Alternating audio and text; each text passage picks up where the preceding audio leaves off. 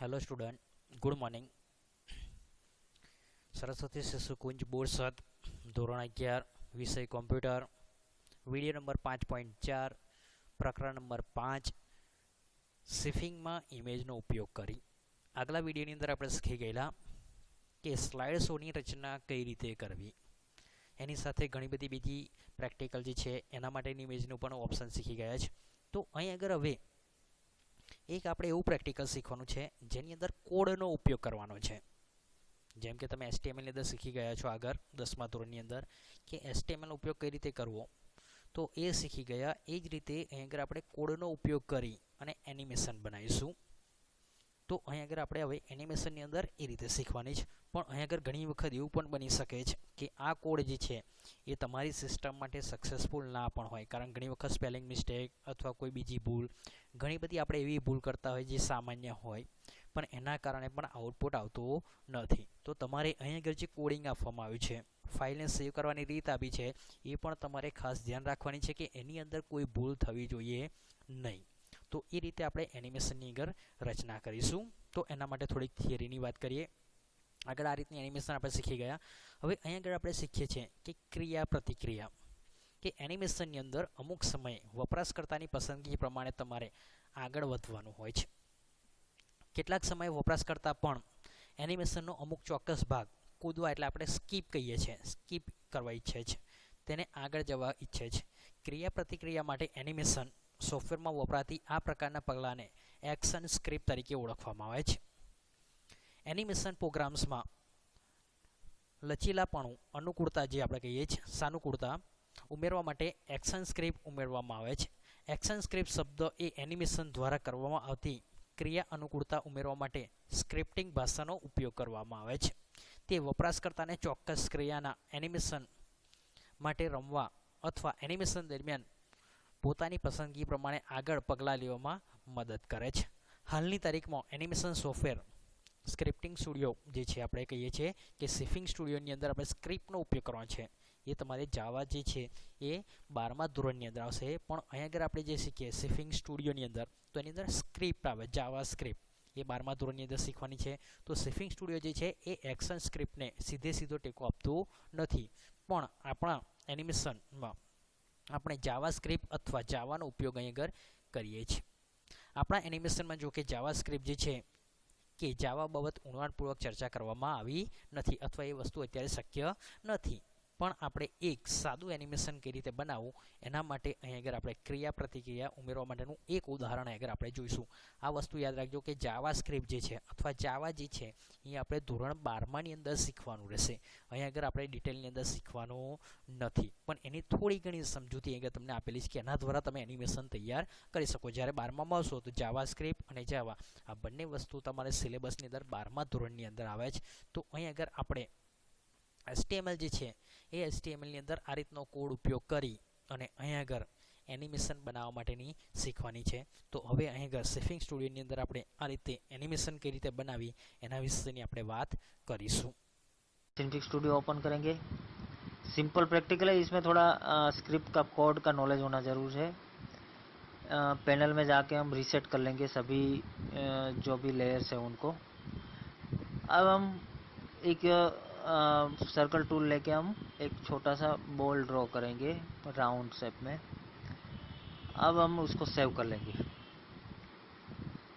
Save पे click करने पे सेव, और उसका नाम करेंगे देंगे हम स्टैटिक बॉल। यस, अब उसको हम रेंडर करेंगे GIF में, रेंडर। अब स्टैटिक बॉल नाम ऑलरेडी आएगा आपने जो नाम दिया, लेकिन लास्ट में जो PNG है उसकी जगह हम क्या लिखेंगे GIF, और टारगेट क्या रहेगा हमारा GIF। सेव डेस्कटॉप पे हो रहा है ये, वो आपको पता होना चाहिए कि आपका फाइल कहाँ पे सेव हो रहा है। रेंडर पे क्लिक करेंगे, नीचे आपको स्टेटस बार में दिख रहा है रेंडरिंग, मतलब रेंडरिंग हो रहा है, तो रेंडर हो गया अपना GIF में। अब डेस्कटॉप पे देख सकते हो यहाँ पे एक फाइल है जो static ball GIF, double click करने पे आपको दिखेगा कुछ नहीं, स्टैटिक ही है, हिल नहीं रहा। अभी हम एक और सिंफिक में फाइल बनाएंगे एनिमेटेड बॉल, जो मूव होगा लेफ्ट टू राइट। सर्कल से हम एक सर्कल ड्रॉ कर लेंगे, एनिमेशन मोड ऑन करेंगे अभी हम। अब थोड़ा सा सिलेक्ट टूल पसंद करके थोड़ा सा मूव करेंगे तो हमारा वे पॉइंट क्रिएट हो गया, मतलब एनिमेशन रिकॉर्ड ऑन शुरू हो गया है। अभी हमारा लास्ट टाइम क्या रहेगा 5s, तो 5s लिखेंगे। आप कोई भी टाइम आपका जो हो एनिमेशन का दे सकते हो। और उसका टारगेट कहाँ तक होना चाहिए, उसका पाथ वो हम लास्ट जो एंड है वहाँ पे ड्रैग करेंगे। उसके बाद सेव करेंगे और नाम क्या रहेगा एनिमेटेड बॉल। देखो ये नाम में स्टूडेंट बहुत मिस्टेक करते हैं, नाम हमेशा यूनिक रखना, आपको जो याद रहे ऐसा।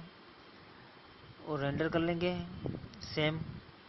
नाम में क्या होता है कि आप कोडिंग में जब लिखते हो तब भी सेम नाम वही होना चाहिए, थोड़ा सा मिस्टेक होगा ABCD स्मॉल या कोई भी तो आपका कोड रन नहीं होगा। रेंडरिंग हो रहा है ये फाइल, ये हमारा रेंडर हो गया GIF फाइल। अब इसको हम देखेंगे कहाँ पे सेव हुआ है और मैं आपको ओपन करके दिखा रहा हूँ वो कैसा दिखेगा आपको। ऐसे फाइल हमारा प्ले होगा लेकिन वो GIF में, मतलब सिंपिक की कोई ज़रूरत नहीं वो फाइल प्ले करने के लिए, सिंपली डबल क्लिक करने पे ओपन होगा। अभी हम सिंपिक क्लोज कर देंगे। ये देखो हमारा एनिमेटेड बॉल है जो ऐसे प्ले हो रहा है। अभी हम एक नोटपैड ओपन करेंगे, उसमें हम कोड पूरा टाइप करेंगे। मेरे पास कोड ऑलरेडी है, मैं उसका कॉपी कर लेता हूँ, आपको कोड समझा देता हूँ कैसे करना है। ऑलरेडी मेरे पास कोड टाइप किया हुआ है, इसका हम पेस्ट करेंगे। ये कोड आपको टाइप करना है HTML head tag, title tag, title क्या देना है roll over with a mouse event title, और स्क्रिप्ट। स्क्रिप्ट स्टार्ट करने के लिए स्क्रिप्ट टैग का यूज करेंगे, type equal to text slash JavaScript. If document dot image means हमारा जो डॉक्यूमेंट इमेज हो, इसके लिए पहला variable image one new image. Image source कहाँ है, इमेज1 का सोर्स हमारा क्या रहेगा स्टैटिक बॉल डॉट GIF। उसके बाद वेरिएबल इमेज2 हमने डिक्लेयर किया है, वेरिएबल इमेज2 यानी न्यू इमेज। इमेज2 का सोर्स क्या रहेगा एनिमेटेड बॉल डॉट GIF। जो हमारा फाइल का नाम है सेम आपको वही रखना है, वो बार बार मैं बोल रहा हूँ याद रखना। फाइल में अगर स्मॉल या, क्योंकि केस सेंसिटिव है जावास्क्रिप्ट, अगर स्मॉल और कैपिटल भी हो जाएगा तो रन नहीं होगा, यहाँ पे स्क्रिप्ट ओवर हो जाएगी। अब हम बॉडी टैग के अंदर एंकर टैग डिफाइन करेंगे, उसका लिंक HREF टैग का यूज लिंक देने के लिए होता है। हैश इसलिए किया कि हमारा पेज रीडायरेक्ट नहीं होगा, मतलब अगर पेज कुछ क्लिक करने पे कोई दूसरे पेज पे रीडायरेक्ट नहीं होगा, इसलिए हैश लिखते हैं। ऑन माउस ओवर, ये हमारा जावास्क्रिप्ट का इवेंट है। ऑन माउस ओवर करने पे कौन सी इमेज रन होनी चाहिए, image number 2 means animated ball, वो रन होनी चाहिए। और on mouse out document dot my image क्या रन होगा इमेज1, मतलब स्टैटिक बॉल। अब इमेज माई इमेज में सोर्स क्या रहेगा, जो डिफॉल्ट रहेगा, कुछ नहीं करेंगे तो हमारा स्टैटिक बॉल डॉट GIF ही रहेगा। एंकर टैग यहाँ पे एंड करेंगे। अब उसको सेव करेंगे। अब नाम कोई भी दो फाइल का, लेकिन लास्ट में डॉट HTML होना कंपलसरी है, क्योंकि हम HTML पेज बना रहे हैं, इसलिए डॉट HTML दो या डॉट HTM, दोनों में से आप कोई भी एक्सटेंशन नाम यूज़ कर सकते हो। डेस्कटॉप पे हम सेव कर रहे हैं, सेव। आपको एक ब्राउज़र की फाइल दिखेगी यहाँ पे, उसको डबल क्लिक करो। अब ब्राउज़र में ओपन, माउस हम ऊपर ले जाएंगे जब इमेज के ऊपर, तो वो एनिमेशन आपको दिखेगा। माउस हटा लेंगे तो स्टॉप हो जाएगा।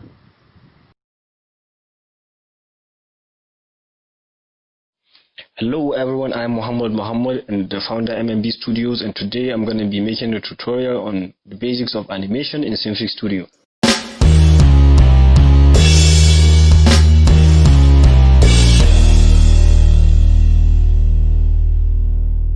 Alright, now let's get started. First, we select the canvas, properties. I'm going to set the name of my canvas to MMB Tots. Select image, set the width to 640 and the height to 360. Select on time, set it to 24 frames per second, and end time should be 120 frames per second, which is equivalent to 5 seconds. Now let's click on apply and OK. The next thing is we select this rectangular tool, change the color to yellow, click on this HSV so that we get this light yellow we want. Now click close. Make sure the rectangular layer is the only thing selected. Make sure all these are not selected. Then you draw your rectangle, which is the background. Change the name to background. Now select on this spline tool, change the color to red. Close. Now create a rectangular shape. Hold on right click and loop spline. Now select this transform tool. We're going to animate change into a heart. So what we're going to do is we're going to click on this icon right here. You can see immediately I clicked it, it turned to red and it created this border, this red border line here, which is meaning it is in animation mode. So the next thing is I want it to change to animate into a heart in 48 frames. That is equivalent to 2 seconds. So you select the 48 frame and edit your vertex. You see immediately I dragged it, these two icons appeared. These symbols are known as waypoints. So let's continue editing it. Waypoints will be appearing. There are different types of waypoints, which in my next tutorial I'll be explaining different types of waypoints and their use. Hold on right click, split tangents to angle, split tangents to angle 2. You can see we have our heart, and in between these waypoints you can see how an animation is being created. You see in Synfig Studio handles the in-between. This is the in-between animation, and it leads to the final state of the object, that is the heart. So this is Synfig Studio. Now this is not the only thing we can animate here. In this parameter panel, this very parameter panel, these are the vertices.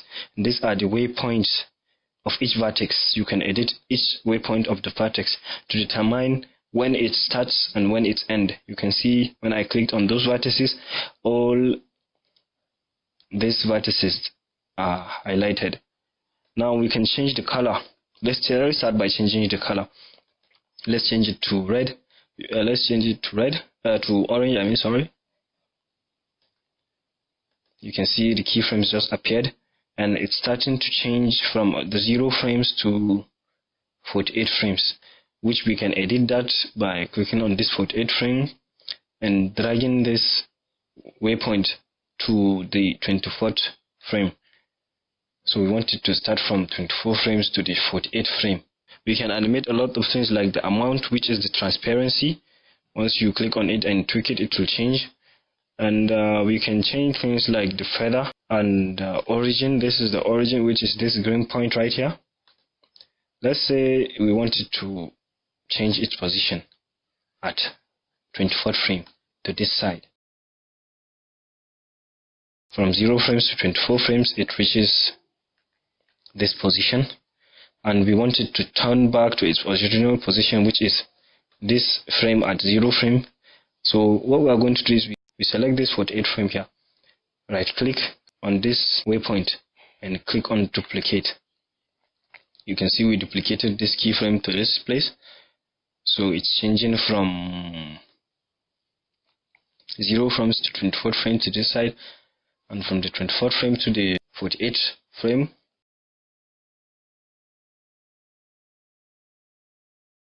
So what we're going to animate now is the amount, that is the transparency. We want the amount to change in 48 frames. Let's change it to 0. You can see it disappeared completely, but as we are moving back, sliding back to the first keyframe, it's regaining its opacity. So this is used when you want to like make an object fade away. And there are a lot of other things like the blur, that is the feather. You can animate the feather too. We can change the position by selecting it, and you can also delete a keyframe by holding Alt and selecting on the keyframe. And you can also select two multiple keyframes by holding Control and moving them at the same time. You can end the animation by clicking on this icon right here, and to preview it we can click on this preview, set the quality to 2, the FPS frames per second to 24, the begin time to be at 0 and the end time to be at 48 frames, and click on preview.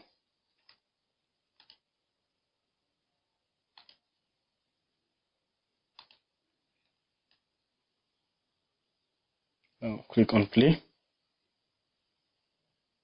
This is our first animation in Cinefix Studio. I hope you enjoyed the video, and if you do, don't forget to like and subscribe, because I'm going to be uploading more tutorials on Cinefix Studio.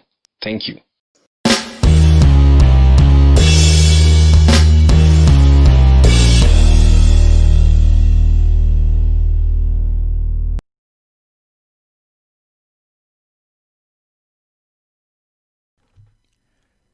Okay, welcome back to Med Ed Animation. Again, this is my series trying to teach the super basics of using Cinefig as an animation program, because it's free and is very powerful, but is a little daunting when you first open it up and there's so many buttons. So if you haven't already, check out the video that kind of nicely precedes this, which is just how to use the Spline tool to make basic shapes. I'm posting that video as well, I think, by the time this one is up. So in this one, I'm going to make a shape and then show you how to change things over time. So we're going to actually animate now. So, okay, first let's just make a new shape with the Spline tool. So to review from last time, I picked the Spline tool here. I want to make a region with an outline, so I'm selecting both of these. It's going to have a nice thick brush size on the outline, and this is a boring color. I guess, yeah, it'll be green with a black outline. Bam. All right. And I'm going to make it look like a, let's see, we'll make it look like a little, what is that, like a euglena? Or like those little like algae things, a little tail. Bloop. You can make a simpler shape too. I'm just doing it to be annoying. Right, do they have a little mouth thing there? Cool. And then annoyingly, I'm going to right click and hit loop spline, and then select to get off of it, and bam, there's our happy little protist. Okay, and as a reminder, with the select tool, I can select it, I can click, I can choose the outline layer and the region layer, I can move it around and the two things move together, I can move any point along here and undo it with Control Z, and anytime I work, I'm hitting Control S all the time, so make sure you have this in a saved file as you work. Okay, so hopefully from the last video you know that you can change any of these parameters. You know, by clicking this, I can make it, I can change its color, by the way. I didn't explicitly say that last time. Let's make it a nice cyan color. Okay, and then I can make it transparent, 0.5. Look, it's clear. Now it's full again. I can select the outline and feather it to make it more like all blurry kind of. See that? Put it back at 0 because that's annoying. Yeah, and blah, blah, blah. I think that's all I wanted to show you there. Great. So now that you know that you can modify all these things in space, just like you could in a normal drawing program, now we're going to turn it into animation. So actually, well, no, I'll keep it like this. Okay, so the very important button that you're going to become very friendly with is this little green humanoid here. And when you click it, it turns red. And to make sure you know, because this is so important, there's a red box around here. And look, click it again, gone. Click it again, back, gone, back. So this is switching between sort of composite mode or drawing mode with animate mode when it's red and in motion. So once it's in motion, now when you change any of those parameters we talked about, the position of a point in space, the origin or location of the entire object, the color, the transparency, the feathering, anything you change, the computer's going to think that you're just changing it for that point in time, and it's going to think that you want to get there from some previous value. So what do I mean by this? So on the bottom here is a timeline. And by the way, if you don't see these things, make sure you go to Window and Workspace. I'm using default. There's one called Compositing where it's just the drawing tools, and Animating is one with just the timeline kind of stuff. Anyway, but I'm in the default one. So there's this timeline at the bottom. If I switch from the sort of parameters box to this key, the image is a little messed up because, again, a little bit of a glitchy program, but this is just trust me that that's a blown up picture of a key. And these are our keyframes. And a keyframe in animation just refers to like an anchor point. It's like an important point of reference. So in traditional animating, it would sometimes be like the master animator would draw these important keyframes, the important poses that the character gets to, and then the little interns or minions would kind of draw the little frames in between.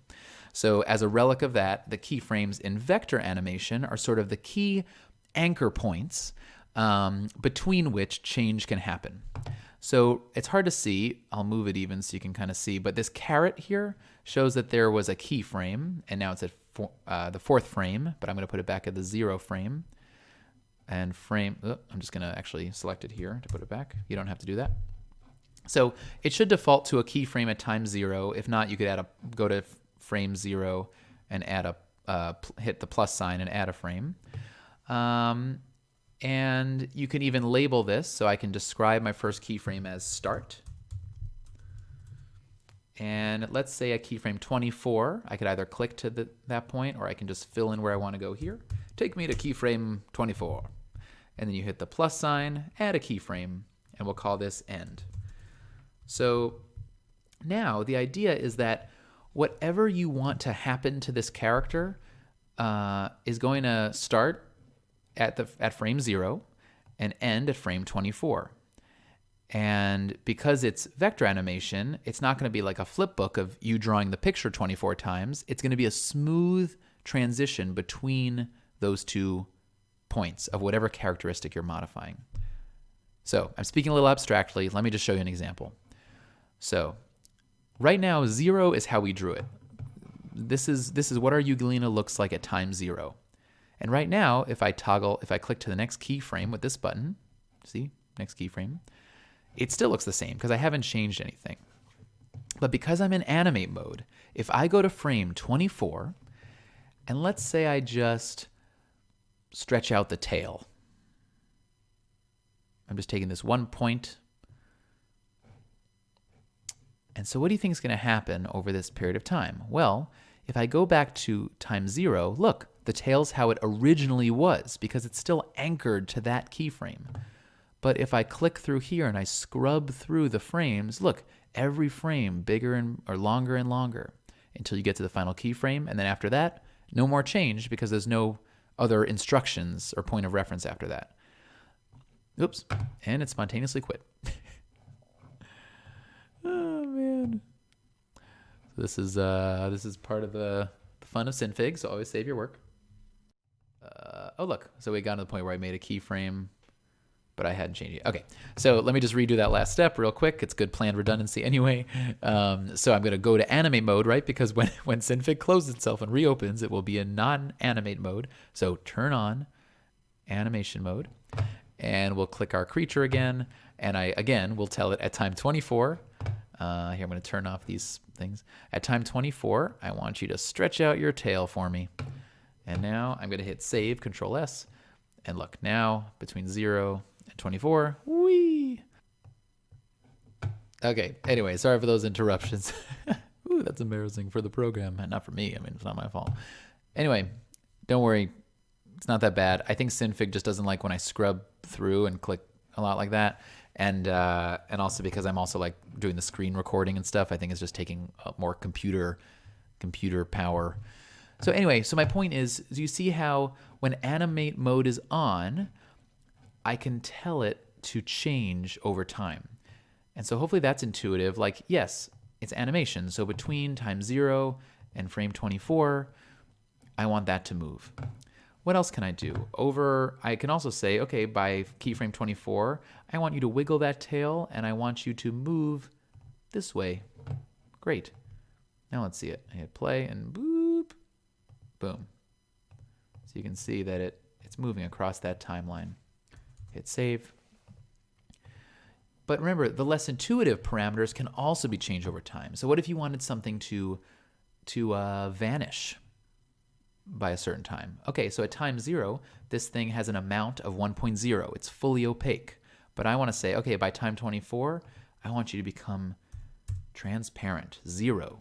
And now look, it starts here and gradually gets clear. So you get the idea? So basically the general idea of this animation program is it turns your artwork into math and then says, over time, change the numbers. And so I think that's why Synfig is really fun, because you can be an artist who has to challenge yourself with the mathematical side of it, or you can be more of a scientist who's less confident as an artist and take advantage of some of the automation of it and unleash your creative side. So I think it's a nice melding of the two kind of brain hemispheres, if you will, and that's why I think it's fun. The other thing I'll mention, because in reality it's something I do almost always with this kind of shape. Well, first of all, I'm actually going to... Oh, let me tell you a couple things. One is that you might notice these diamonds appearing, and for a while I was working in this program and just ignored these, and I was like, what is going on? But these all they line up with the parameter here. So like if I want, like this tells me that there's changes happening in this parameter, amount. And right, so that's the amount 1 going to amount 0. So you can move those manually, actually. Let's say I wanted it to become fully transparent by the time it gets to like frame 12. Well, I can take this little waypoint, as they're called, from the keyframe and actually move it up here. And now it's already 0. So now, look, it's fully opaque. And watch this amount number go down if you're more of the math type and not the artist type. So the amount is going down, down, down, down, down, 0. And then it just stays 0. All right, so I'm going to put that back. The other nice thing about this to keep in mind is you can delete things. So let's say I animated the tail shape, the movement, and the color.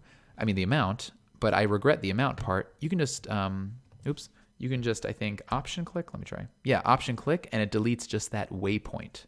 So you can delete both of those, and now it's as if you never animated the amount, but you still animated the tail shape and the motion. So again, just a lot of freedom and a lot of customizability to get as simple or as complex as you want, and make things happen sooner or later by moving these individual waypoints.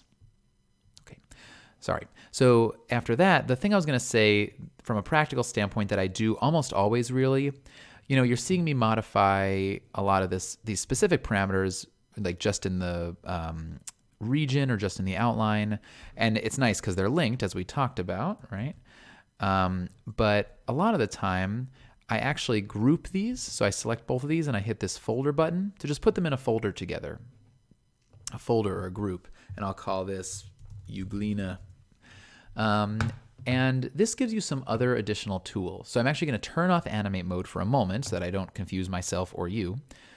And you might recognize one or two of these. So the green dot is going to do what? What do you think? It's going to move the origin, just like before. It's like a transformation. You're offsetting the location. That's what this is changing down here. This is giving me like an X and a Y axis coordinates on the field, right? So I can move it around wherever. And whatever I do to this folder layer or this group layer does not affect what I animated in there. So for example, I could use this group layer to move this whole thing up here.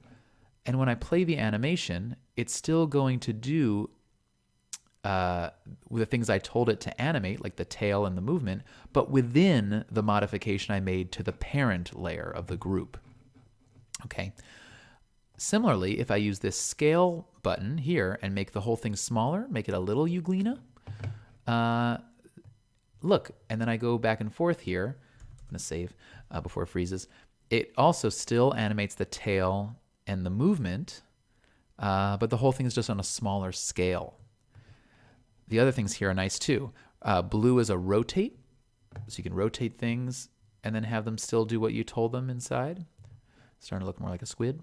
Red is sort of like a skew, so it kind of like, instead of rotating, it kind of slants it like that. Sometimes occasionally useful. And then these are just scaling in the horizontal or vertical direction. So that's the modifications to the group layer. And And this opens up so many other possibilities, right? Because you know how before, like if I tried to make the whole thing transparent, it only made the region transparent or only the outline transparent? Well, when you have the group selected, I could just make the whole thing 0.5 and bam, the whole thing's transparent together. So a lot of the time when I'm just doing simple movements like making this guy swim, I might just use the group layer because then it's just easier to think about everything as one bundle. And you can imagine once we start making more complicated things, like let's say I gave this thing a little eyeball or something, I could put that all in one big group and move it all together as one animal or character. Okay, so let me just add a movement over the timeline with the group layer just to show you.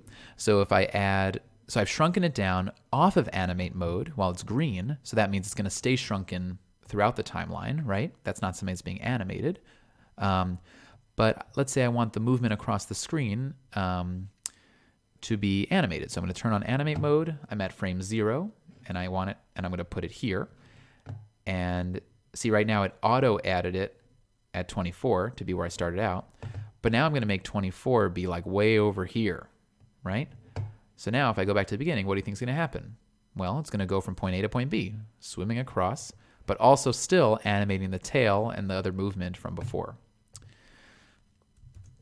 And by the way, if I want this to move slower or take more time, I can just say, hey, you need to require more frames or time to do this same task. So let's make this keyframe, instead of 24, we'll make it like 100. Now when I hit play, it's a much slower process. Okay? And the other thing is, you'll get a sense eventually for when you want to use a keyframe for a big movement versus when you just want little random movements without. But if you wanted, you can randomly add other movements anywhere along this timeline, even without adding another keyframe. So let's say I want this guy to wiggle, right? So I'm going to use the rotate, this blue button, to rotate my group layer. Well, I can just go every couple frames and rotate them. Then I could go back here, and I could rotate them. I could go here and rotate them. And rotate. And I could even now watch this. So these waypoints, if I go back to these descriptors, look, this is specifically talking about angle, which is the blue button. So just like anything else in this program, I can use copy and paste.